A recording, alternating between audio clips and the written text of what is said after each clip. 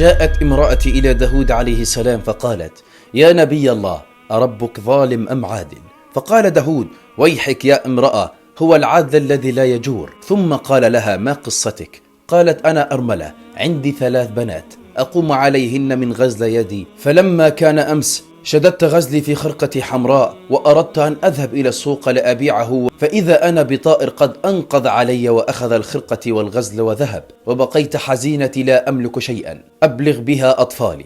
فبينما المرأة مع داود عليه السلام في الكلام، إذا الباب يطرق على داود، فأذن له بالدخول، وإذا ب10 من التجار كل واحد بيديه 100 دينار، فقالوا: يا نبي الله، أعطيها لمستحقها. فقال لهم داود عليه السلام: ما كان سبب حملكم هذا المال؟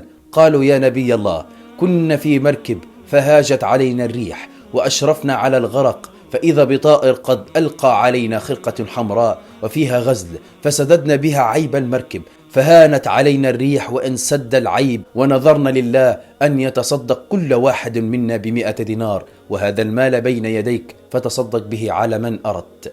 فالتفت داود عليه السلام إلى المرأة وقال لها: رب يتاجر لك في البر والبحر وتجعلينه ظالما، وأعطاها 1000 دينار وقال: أنفقيها على أطفالك، إن الله لا يبتليك بشيء إلا وبه خير لك، حتى وإن ظننت العكس، فأرح قلبك. لولا البلاء لكان يوسف مدللا في حضن أبيه، ولكنه مع البلاء صار عزيز مصر.